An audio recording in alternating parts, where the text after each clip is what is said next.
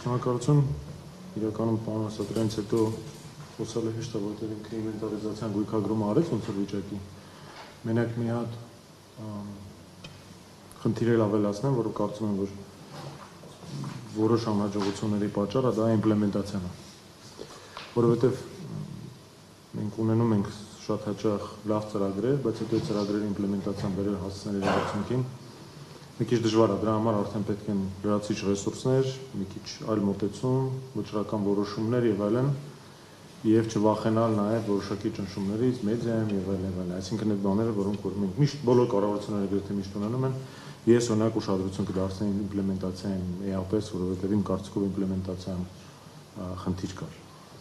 Հիմա խոսամ մեր ծրագրերի մասին, մենք անկեղծ ասեմ փորձեցինք հետեւել անել, մի քանի սկզբունք արձանագրեցինք, առաջի սկզբունքը այն էր, որ այս ծրագիրը ինքը ավարտուն պրոդուկտ չի եւ մենք որևէ այսպես ասած հավակնություն չունենք, ասենք որ սա է այն ցանկը սպառիչ գործողությունների, որով մենք իրականացնելու ենք։ Մենք հիմա գործ-պրոցեսում ենք գտնում, որտեղ որ տարբեր շրջանակների հետ, թե էքսպերտային, թե ոչ էքսպերտային, լայն շրջանակների հետ շփվում ենք եւ իրենց կարծիքն ենք հավաքում տարբեր ուղղություններով մեր ծրագրերի վերաբերյալ, որում նաեւ քննադատությունն ենք շատ առողջ եւ հասկանալի ընդունում եւ քննարկում, փորձում բացատրել եւ այլն։ Նաեւ ապի ուրախություն մեզ պետք է ասեմ, որ կա ինչ-որ այսպես ասած տենդենս, որ մարդիկ այնուհանդերձ չհաշված ընդհանուր ապաթիան հաճույքով գալիս են եւ ժամանակ են ծախսում եւ պատմում են, կիսում են իրենց ծրագրերով եւ նաեւ մենք բավականին լավ հետաքրքրական դեբատներ ենք ունում։ Եվ հիմքում մենք փորձեցինք դնել տարբեր քաղաքականությունների արդյունքը, որը կարող է արդյունքներից մեկը լինի, բայց հաշվի առնելով իրավիճակը մենք նախընտրեցինք հենց դրա վրա կենտրոնանալ, դրա այսպես կոչված աշխատատեղերն են։ Այնտեղ բնականաբար կարող ենք ամեն ինչը թվայնացնենք, բայց որպեսզի թվայնացնենք, մենք պետք է այդ գույքագրումը իրականացնենք, որը մեր անմիջական գործողություններից ամենաառաջինը պետք է լինի։ Ոչ ոք իմ կարծիքով ինֆորմացիայի սպառիչ շրջանակը չունի, բացի այն մարդկանց, ովքեր որ գտնում են կառավարությունում եւ այսօր իշխանության են, հատկապես եթե ֆիքսենք այն հանգամանքը, որ մենք այսօր հələ դեռ այսպես ասած աղետի ամբողջ ամպլիտուդան չենք զգացել եւ համաձայն եմ պարոն Ասատրյանի հետ, որ պատերազմի հետևանքներն մեր տնտեսության վրա մենք չենք զգում։ Իմ կարծիքով առնվազն մեկ ցիկլ պետք է անցնի, մեկ տարի-տարիուկես պետք է անցնի, որ մենք ընդհանուր առմամբ հասկանանք ընդհանրապես ինչ կա այնտեղ, որտեղ էլ այնտեղ ավարտուն այսպես ասած բան չունենք, իրավիճակ չունենք։ Նաև ենթակառուցվածքների մասով ինչ որ բանակցություններ գնում, սահմանի հետ կապված դելիմիտացիայի, դեմարկացիայի հարցեր կան, որոնք հետո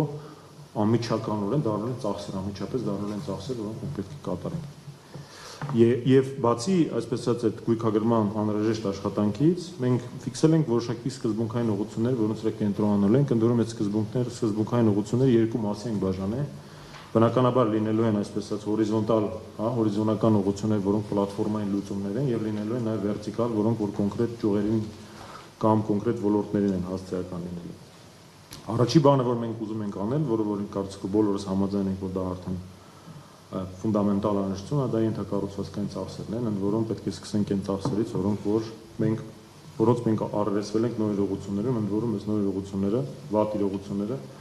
ոնց որ ասեցի, դեռ վերջնական պատկերել ենք չունենք, չգիտենք ինչ է լինելու, բայց ակնհայտ է, որ թե ճանապարհաշինության, թե ջրամբարաշինության, թե էլեկտրական ենթակառուցվածքների, թե գազի ենթակառուցվածքների մասով մենք պետք է լրջագույն աշխատանք կատարենք, որպեսզի հասկանանք այս նոր քարտեզի վրա մեր արդյոք մեր ենթակառուցվածքները մեզ տալիս են այդ հնարավորությունը, որ մենք ապրենք հանգիստ։ Եվ ընդ որում այդտեղ մոտեցումը հետևյալն է, որ մենք փորձելու ենք ամեն ինչ անելու ենք, որ վերադառնանք ոսկե կանոնին,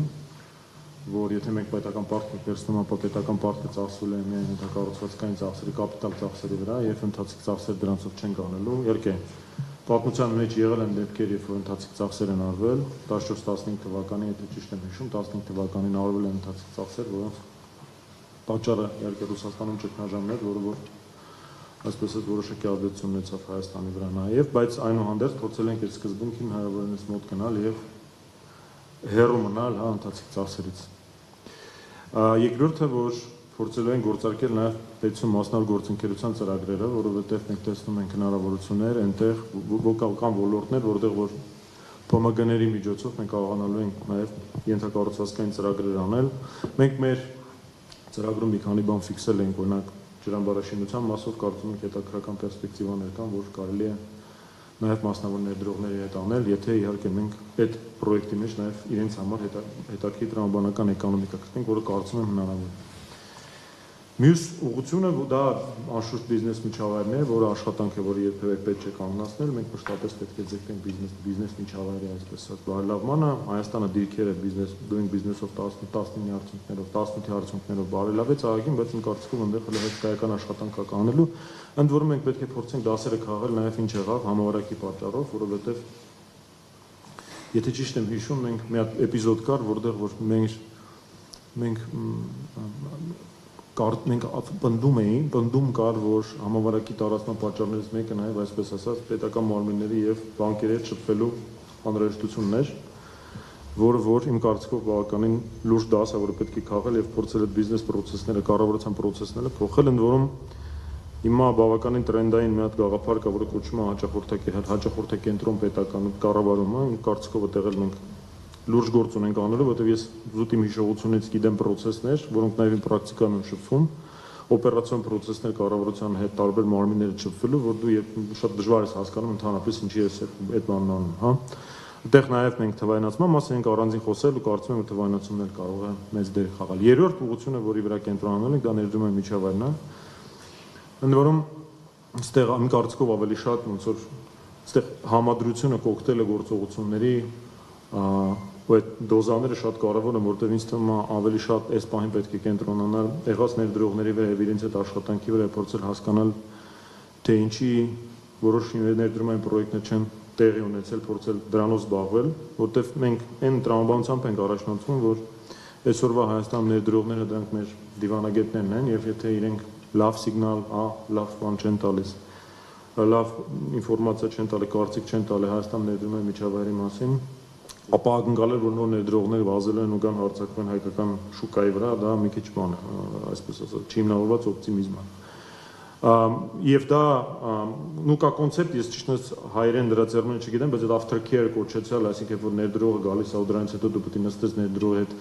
աշխատես ու հետևես, որովհետև այնուհանդերձ ֆունկցիոնալ առումով դեռ կան խնդիրներ կամ process-ներ նաև կառավարության տիրույթներում, որոնք որ դանդաղում են, դու պետք է տիրություն անես,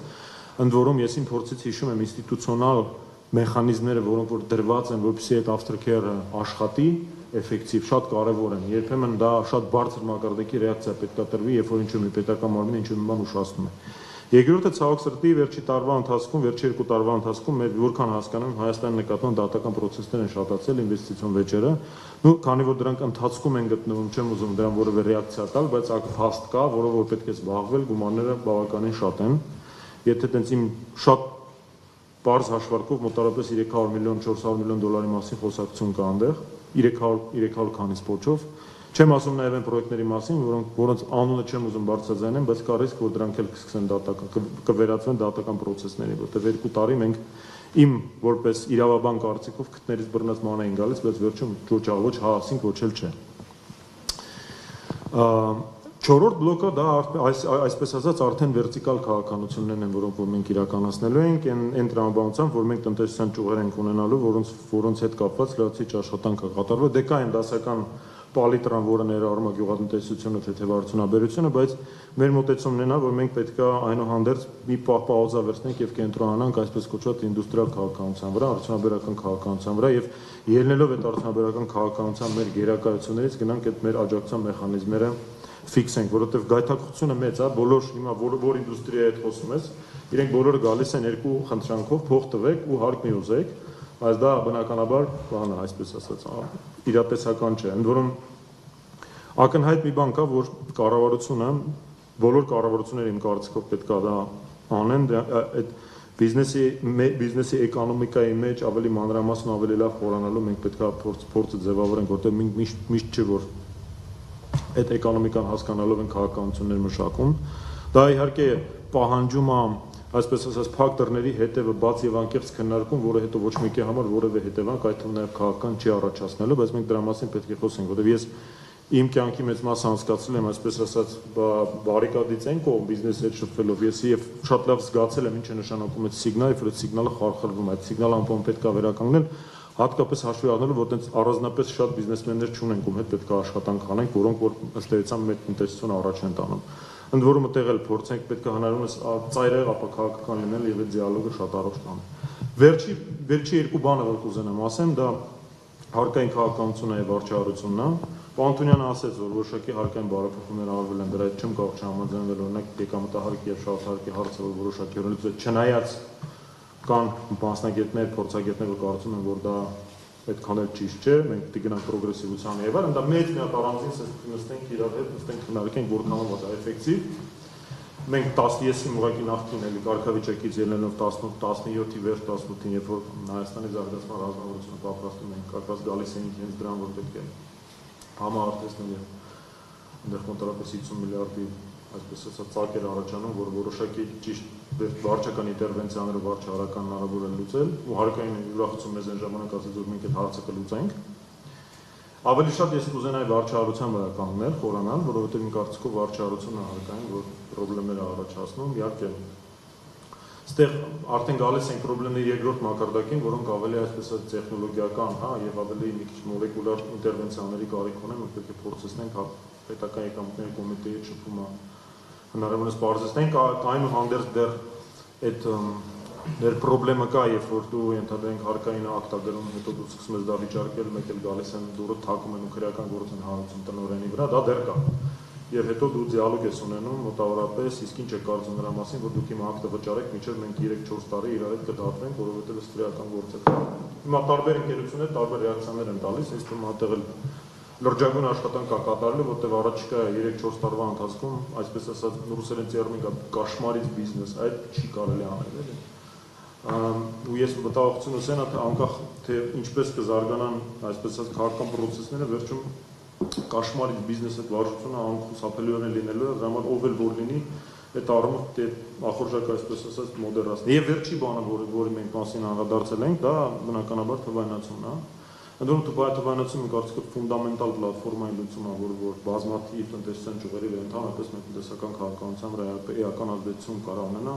թե պետական կառավարման օպերատիվության process-ների օպտիմիզացիայի տեսանկյունից, թե ենթակառուցվածքային ծախսերի տեսանկյունից, որովհետև մենք այսօր բարձում մեր ինտերնետի 80%-ը ներմուծում ենք մի ընկերության միջոցով, որ ամբողջությամբ պատկանում է ադրբեջանական կոնգլոմերատ։ Արդեն պատկանում է։ Դա մեր համար լրջագույն խնդիր է, մենք դրանով պետք է զբաղվենք, որտեղ դա մեր ուղղակի տեղեկատվական անվտանգության հարց է։ Թե նաև այդտեղ լուրջ բիզնես ուղղությունների կան դատա ցենտրների կառուցման տվյալների տնտեսության եւ այլնի միջոցով, թե նաև մեր Պանտունյանը շատ լավ նշեց այդ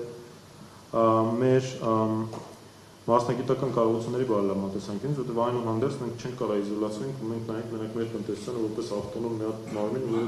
մենք այնուհանդերձ եթե խոսում ենք էքսպորտի մասին եւ մրցակցելու մասին, պետք է մեր կարողությունները համապատասխանաբար զարգացնենք եւ արտադրողականության բարձրացման ուղղություններից մեկը դա այնա, որ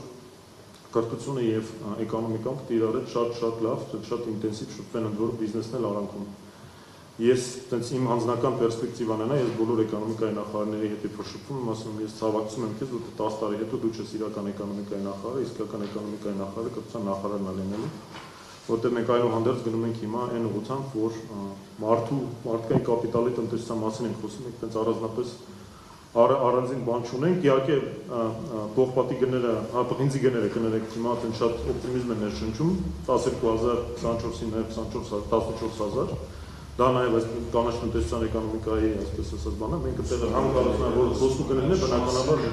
ինձ թվում է այդտեղ մենք հնարավորություն ենք, բայց խելացի պետք է լինել այն առումով, ես էլ ասեմ ու վերջացնեմ, որ նույնիսկ այդ ավելացած արժեքը, որ մենք կստանանք հնարավոր է այդ այսպես ասած բումից, մենք պետք է խելացի ծախսենք այդ փողերը, ոչ թե էլ ընթացիկի տանք, այլ նաև ենթակառուցվածքներին ու ինչ որ ավելացած արժեք ստեղծելու վրա։ Շնորհակալություն։ Շնորհակալ եմ։